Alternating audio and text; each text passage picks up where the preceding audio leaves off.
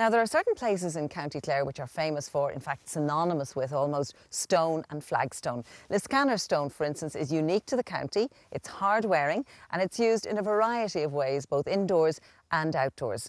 Liscannor Stone is still being quarried in the Banner, and Anya Lally went to meet a family who've had a Liscannor flagstone quarry in their family for generations now. Liscannor Flagstone Quarries is one of the quarries located in County Clare. This particular quarry, which is based in Rockmount in Milltown Malbay, is operated by the O'Connor family, who have been quarrying and supplying Liscannor Stone to the Irish market for many years. Liscannor Stone, which is famous for its fossilised markings, is found here and in the surrounding area.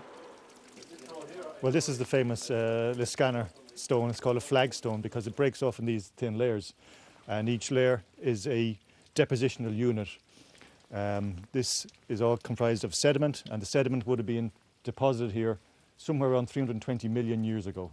Okay, so it's a very, very old landscape, if you like, and all the sediment here and as far up at the cliffs of Moher and further south all the way down to Shannon Estuary, they were all part of one large delta. It has an enormous appeal and it has had a long time.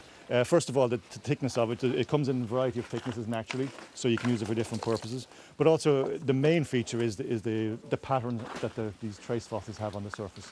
They are like a work of art. They're almost like Celtic patterns in the sandstone, but they're completely natural. I know a couple of people have got the idea that when they see these things, they're actually man-made or they're hand-carved or something. They're absolutely not. They're formed by organisms burrowing through the mud, and this is just the pattern they leave. Now, for us, obviously having our machines, our rock breakers, we are able to get down to this level of rock here, which is the main bed of flagstone. Once we get to this area of flagstone, we basically use the same techniques as my forefather would have used, namely a hammer, wedge and a crowbar, because as you can see at the front of the bench here, we have the quarry. It's segmented into different layers. So what we would do is we would drive our wedges in along this layer here and slowly loosening the stone. It's a very slow process. Once we loosened the sheet of stone, we'd use our crowbar and lever the sheet up, and then we would drive in our teleporter and take out a sheet of flagstone and bring it back up to the sheds where we'd process it.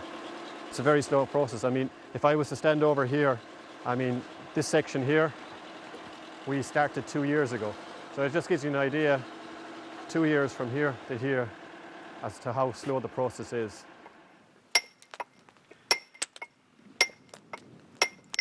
Ireland's flourishing economy during the Celtic Tiger years brought significant benefits to decorative stone producers around the country.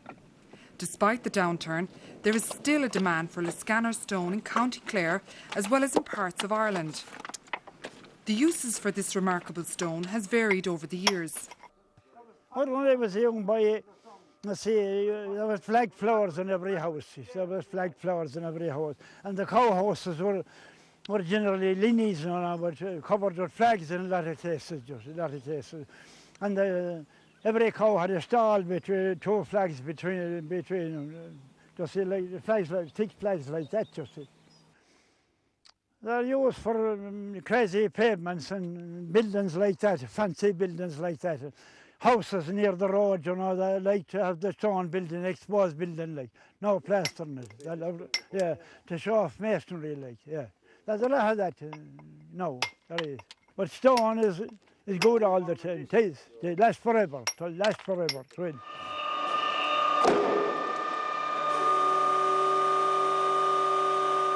It's a variety of uses. It's very versatile stone. It's used for building walls, for building houses, capping walls, pier caps. It's used inside cottages for flooring, patios, and it's very popular with landscapers in particular because it's so easy to build with, and because of the fossilised markings, it is a natural anti-slip sort of grooves in it, which helps when you're walking on it.